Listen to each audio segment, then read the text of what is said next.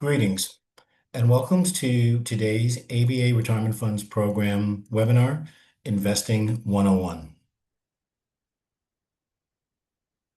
My name is Gordon Ward, and I am a registered representative and senior retirement education specialist with Voya Financial Partners. Please take a moment to read this important disclosure.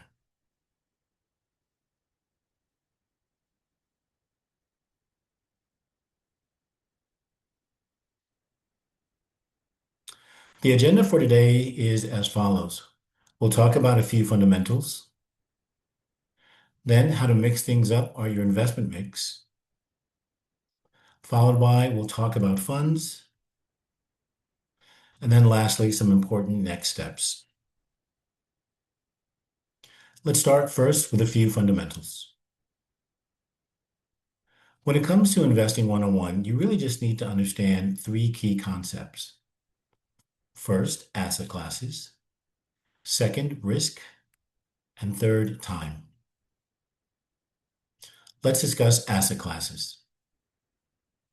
Let's start first with stocks. Stocks are known as equities, and they represent an ownership by share of a company, and they are designed for their long-term growth potential. Their value may go up or down. They may pay dividends. They do involve market risk. However, there is the potential for higher return. Bonds represent an IOU or a loan, as you are a lender to that organization. It pays a fixed income. The duration or time frame can be short, medium, or long term, and is typically expressed as a number of years.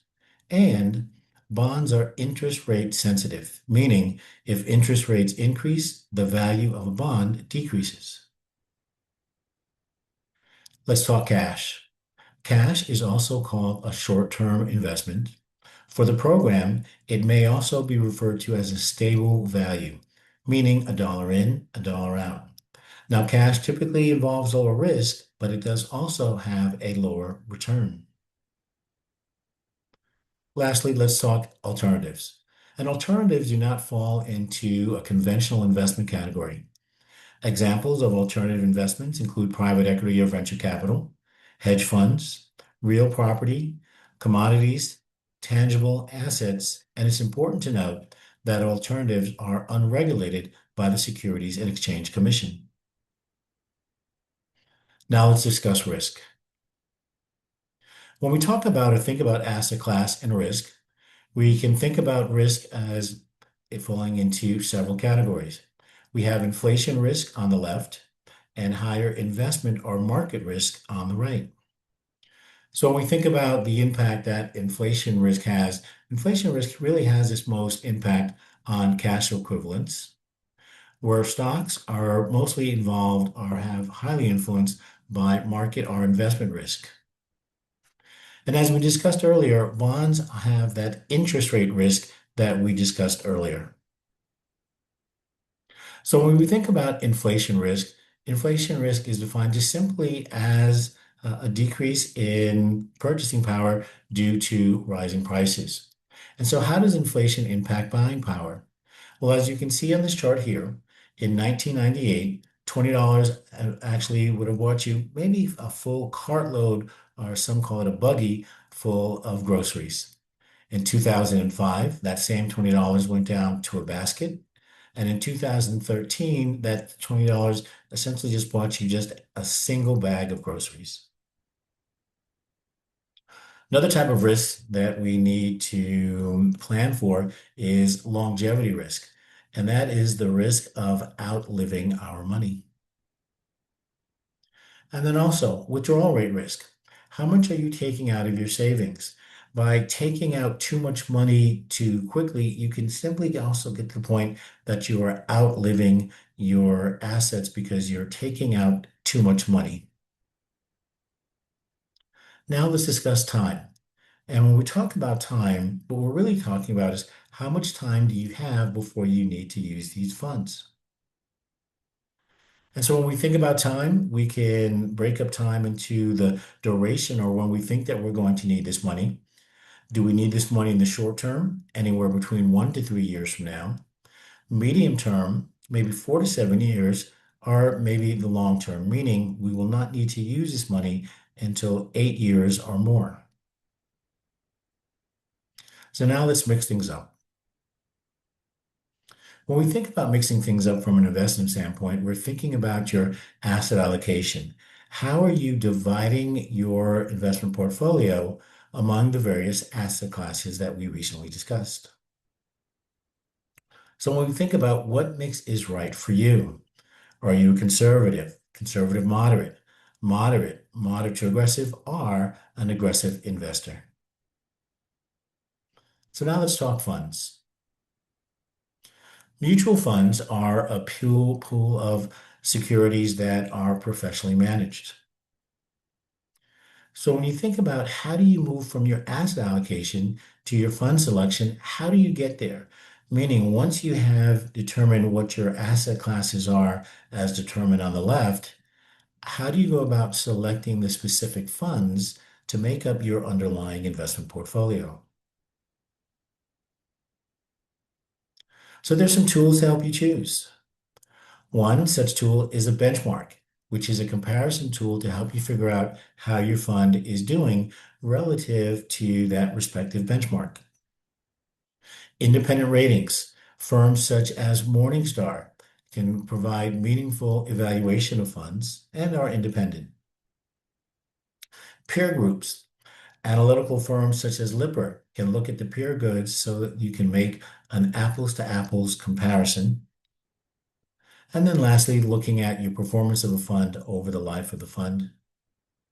And then also looking at expenses or the expense ratio of the fund. And that represents the percentage of assets that a fund company charges each year in exchange for its services.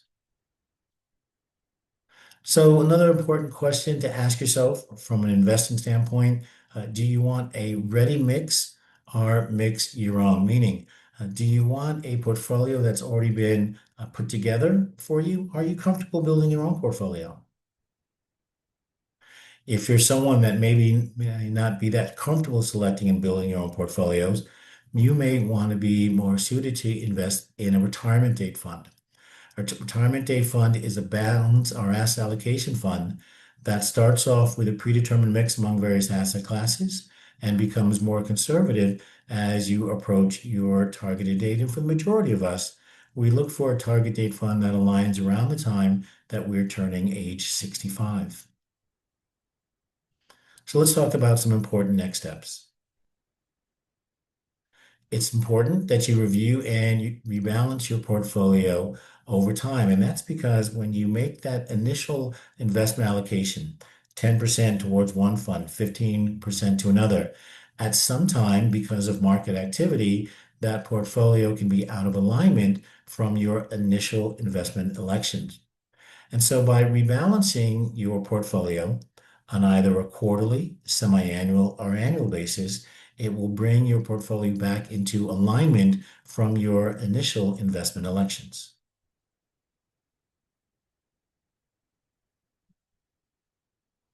Let's talk about the investment options that are available to you within the ABA Retirement Funds Program.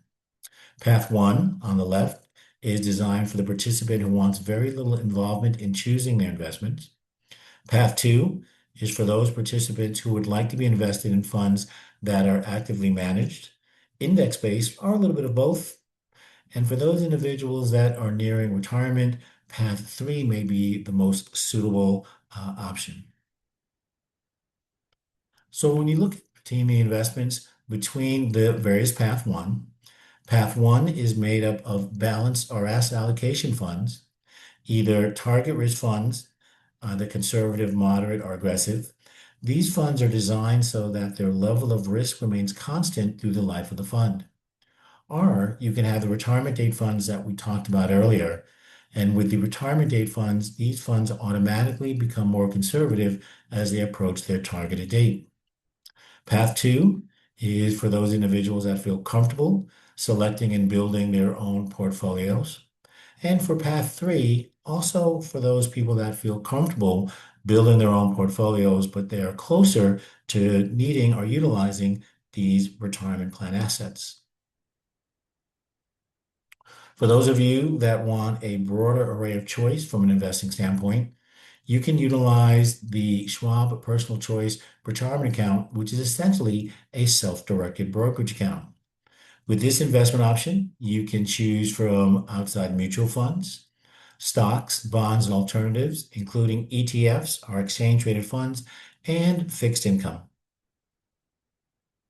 Now, whether you're utilizing the core lineup or the self-directed option, it's very important that you have an understanding of what you're investing in. So I strongly suggest that you download the fund fact sheets on each of the investments so that you can make an informed decision on the suitability of these underlying investments that you are thinking about utilizing. If you need help with your financial plan, Voya Financial Advisors can assist you with one-on-one planning sessions, and you can schedule your complimentary appointment with a Voya Financial Advisor by either calling the number on the screen, or if you have your phone, scanning the QR code or going to the link that you see posted on this slide. If you need assistance with your investing, advisory services are offered through Voya Retirement Advisors, which are powered by Edelman Financial Engines and provide investment advice and planning tools. On the left-hand side, you can obtain this advice online through no additional cost or no fee to you. Or if you would essentially want to utilize the professional management program in which the advisory services team takes a discretionary approach to managing your assets, you can certainly do so. Understand that there is a fee for the professional management program. If you're thinking that maybe you might be better suited to at least maybe get started talking to someone, you can receive personalized investment help and have a strategy one-on-one with an investment advisor representative from Voya Retirement Advisory Services. You can call the number that you see posted on the slide to schedule your complimentary appointment. And I am fully confident that if you take the steps that were outlined in this presentation, you can do it. Thank you for attending and watching today's presentation.